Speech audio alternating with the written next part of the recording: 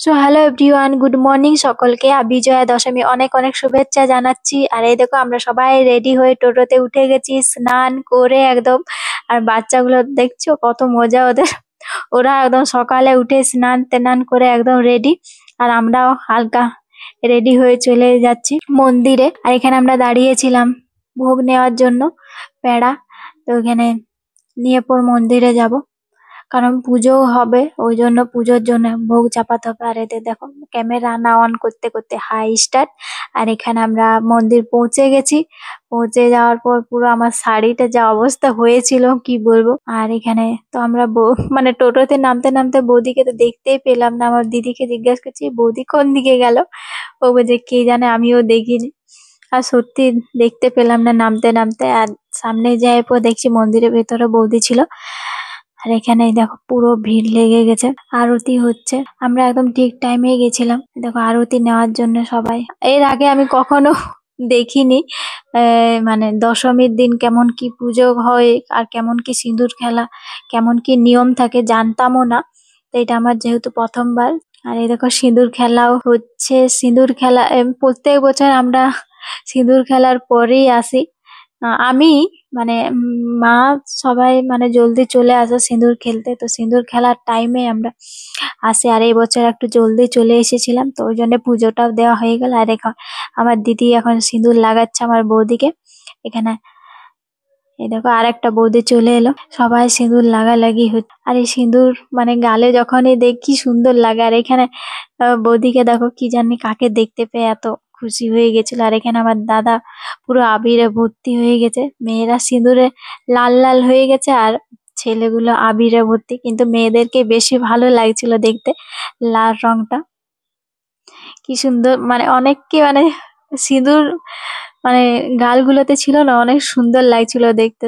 আর এইখানে বাপরে বাপ বৌদিকে দেখো, বৌদির মুখটা একদম লালে লাল পুরো। কোথাও একটু ঠোঁটটার নিচটা বাকি ছিল, ওইখানেও দিয়ে দিলে একদম পুরো লাল হয়ে যেত বৌদি। এখানে বাইরে আমরা দাঁড়িয়েছিলাম, একটু পরে ঘট বিসর্জন হবে, ওই জন্য মন্দির থেকে ঘরটা বার করবে।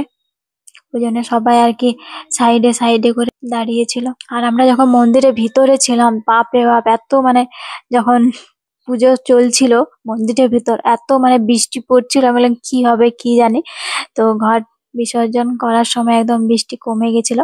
এখানে ঘরটা দেখো সবাই টাচ করার জন্য, ঘরটা ছোঁয়ার জন্য একদম মানে সবাই তাড়াহুড়ো করছিল। কিন্তু চপ্পল পরে পর ঘর ছোঁয়া একদম নিয়ম না, কারণ চপ্পল খুলে পরে ঘরটা ছোঁয়া ভালো। কিন্তু সবাই চপ্পল পরে পরেই ঘরটা টাচ করছিল। আর আমি তো পরেছিলাম, ওই জন্য এত ভিড়ের মধ্যে আর খুললামও না, আর টাচও করলাম না, দূর থেকে প্রণাম করে নিলাম। আর এখানে সম্পাকে আমি ব্যাগটা রাখতে দিয়েছিলাম, আর কোন দিকে ও চলে গেছিল খুঁজেই পাচ্ছিলাম না ওকে।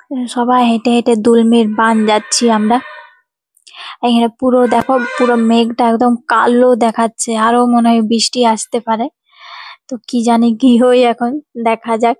পুরো সকাল থেকে এরকমই করেছিল, তাও তো একটু আগে অনেক বৃষ্টি পড়ছিল, আর এখন ছাড়ালো বলে ঠিক আছে, তাও ঘট বিসর্জনটা ভালো করে হয়ে যাবে। তাও একদম হালকা হালকা বৃষ্টি পড়ছিল। আর এখানে আবিরগুলো উপর দিকে ছুটছিল, আর ওই জন্য হাওয়াতে চোখের মধ্যে চলে আসছিল।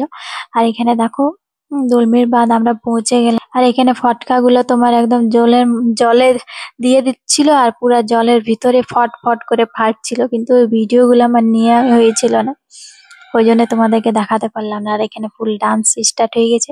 আর এখানে আমি ডান্স জানি না, তা সত্ত্বেও ডান্স করতে স্টার্ট করে দিয়ে, ডান্স জানি না তো কি করবো, এরপর বলে ভিডিওই বানাই।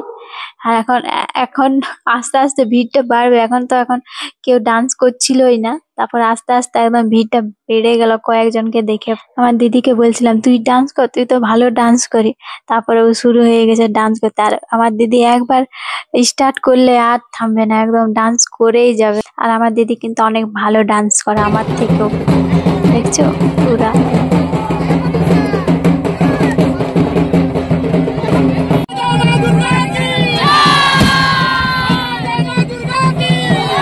ঘট বিসর্জন করা হয়ে গেল, এই দেখো পালকিটা কাঁধে তুলে এরপরে যাচ্ছে মন্দির।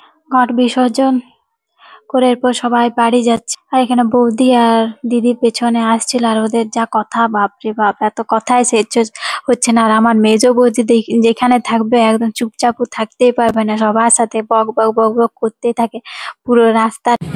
আমরা এখন বাড়ি যাচ্ছি।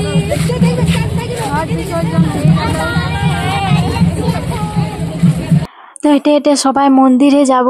আর এত আমাকে জল তেষ্টা পেয়ে গেছে যে কি বলবো, আমি তো কিছু ভাবতে পারছিলাম না। এখানে যদি কল থাকতো আমি এখনই জল খেয়ে নিতাম, কিন্তু সেরকম কল দেখতেও পাচ্ছিলাম না। তো বলি মন্দিরে যাই, পরে কিছু একটা দাঁড়িয়ে গেলাম। এখানে জুস অনেক কিছু বিক্রি হচ্ছিল, তো বলি এটাই কিনে খাই। বাপরে বাপ, এটা খাওয়ার পর বুঝতে পারি আমার মুখের মানে দেখে বুঝতে পারছো সবাই যে কেমন লাগছিল, একদম টেস্ট একদম বেকার, মানে ফালতু লাগছিল একদম। আর এখানে কলা নিয়েছি, কারণ অনেক খিদাও লাগছিল। তা বলি কলাই খাওয়া ভালো তার থেকে, ফালতু 20 টাকা নষ্ট করার থেকে। জুসটা খেয়ে তো 20 টাকা নষ্ট হয়েই গেল। আর এখন এখানে কলা নিয়ে বাড়ি যাচ্ছি, কলাই খাবো। বাড়ি পৌঁছে গেলাম আর পুরো টায়ার্ড লাগছে। ব্লগটা শেষ করছি, দেখা হচ্ছে নেক্সট ভিডিওতে। এখন টাটা, বাই বাই।